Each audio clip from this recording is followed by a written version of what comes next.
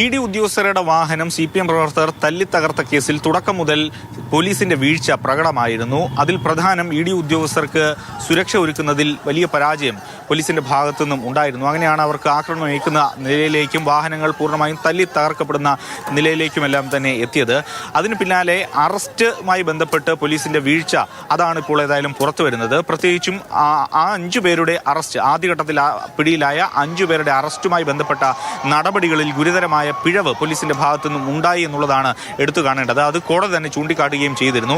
അതായത് ഒരു ആളെ അറസ്റ്റ് ചെയ്യുമ്പോൾ അദ്ദേഹത്തിന് നൽകേണ്ട നോട്ടീസ് BNS 47 ആണ്. അറസ്റ്റ് രേഖപ്പെടുത്തി എന്നുള്ളത് കാണിച്ച് ബന്ധുക്കൾക്ക് നൽകേണ്ട നോട്ടീസ് BNS 48 ആണ്. ആ BNS 48 ബന്ധുക്കൾക്ക് നൽകിയതിലാണ് ഗുരുതരമായിട്ടുള്ള പിഴവ് കോടതി തന്നെ കണ്ടെത്തിയിരിക്കുന്നത്.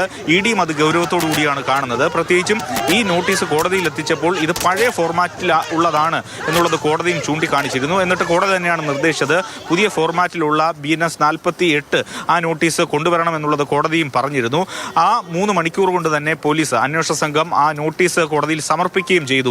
അപ്പോഴാണ് ഗുരുതരമായിട്ടുള്ള പിഴവ് അന്വേഷണ സംഘത്തിന്റെ ഭാഗത്തു നിന്നും ഉണ്ടായതായി കോടതി തന്നെ വിലയിരുത്തിയത്. കാരണം എത്രയും പെട്ടെന്ന് ഈ നോട്ടീസ് എങ്ങനെ കൊണ്ടുവരാൻ സാധിച്ചു എന്നുള്ളതാണ് അവിടെ കോടതി വിലയിരുത്തിയത്. ഒപ്പം തന്നെ പ്രതിഭാഗം ജാമ്യാപേക്ഷയിൽ കോടതിയിൽ എടുത്തു കാണിച്ചതും പോലീസിന്റെ ഈ പിഴവ് തന്നെയായിരുന്നു. പിന്നാലെ കോടതി വിധി, അതായത് സുപ്രീം കോടതി വിധി തന്നെ ചൂണ്ടിക്കാണിച്ചുകൊണ്ടാണ് പ്രതിഭാഗം ജാമ്യാപേക്ഷയ്ക്ക് വേണ്ടി വാദിച്ചത്. ഒപ്പം തന്നെ എത്രയും പെട്ടെന്ന് ഈ ജാമ്യാപേക്ഷയുമായി മുന്നോട്ട് പോവുകയും ചെയ്തിരുന്നു CPM. അതുകൊണ്ട് തന്നെ ഇതിൽ എന്തെങ്കിലും ഒത്തുകളി നടന്നിട്ടുണ്ടോ എന്ന സംശയമാണ് ED മുന്നോട്ട് വയ്ക്കുന്നത്. ഒപ്പം വഞ്ചൂർ കോടതിയിൽ നിന്നും ഈ കേസിൻ്റെതായിട്ടുള്ള വിവരങ്ങൾ ED ശേഖരിച്ചിട്ടുണ്ട്. ഒരു പക്ഷേ ഇനി ഈ കേസിൽ ED കക്ഷി ചേരാനും സാധ്യതയുണ്ട്. അതെല്ലാമാണ് ഇനി മുന്നിൽ കാണുന്നത്. ഇപ്പോൾ ഈ അന്വേഷണവുമായി ബന്ധപ്പെട്ട് ഉണ്ടായിരിക്കുന്ന ഈ ഗുരുതരമായ സാങ്കേതിക പിഴവ് ഇനി എങ്ങനെയാണ് ഈ കേസിനെ ബാധിക്കുക എന്നുള്ളതാണ് ഏറെ ശ്രദ്ധേയമായ കാര്യം. ബോധപൂർവം ഈ പിടിയിലായ പ്രതികൾക്ക് ജാമ്യം ലഭിക്കുന്നതിന് വേണ്ടിയുള്ള ഇടപെടൽ പോലീസിന്റെ ഭാഗത്തു നിന്നും ഉണ്ടായിട്ടുണ്ട് എന്ന സംശയമാണ് ഉയരുന്നത്. ഏതായാലും നേതാക്കളിലേക്കൊന്നും ഇപ്പോഴും അന്വേഷണം എത്തിയിട്ടില്ല. 300-ലധികം കണ്ടാലറിയുന്ന ആൾക്കെതിരെയാണ് കേസ് എടുത്തിരിക്കുന്നത്. പക്ഷേ ഇപ്പോൾ നിലവിൽ റിമാൻഡിലുള്ളത് 26 പേരാണ്.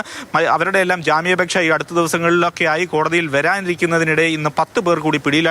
ഒപ്പം തന്നെ ആസൂത്രിതമായിരുന്നു ഈ ആക്രമണം എന്ന സംശയവും പോലീസിനുണ്ട്. അതുകൊണ്ട് ഈ പിടിയിലായ ആളുകളുടെ എല്ലാ മൊബൈൽ വിവരങ്ങൾ അടക്കം ശേഖരിക്കുന്നുണ്ട്. ഏതെങ്കിലും തരത്തിൽ ഈ ആക്രമണം ആസൂത്രിതമാണ് എന്ന് തെളിയിക്കുന്നതിന് വേണ്ടിയുള്ള സാങ്കേതികമായ ശാസ്ത്രീയമായ തെളിവുകളാണ് ഇപ്പോൾ പോലീസ് ശേഖരിച്ചു വരുന്നത്. മൊബൈൽ വിവരങ്ങളെല്ലാം തന്നെ ശേഖരിച്ചുകൊണ്ടാണ് അന്വേഷണം മുന്നോട്ട് പോകുന്നത്. AK Stephin, Mathrubhumi news, Thiruvananthapuram.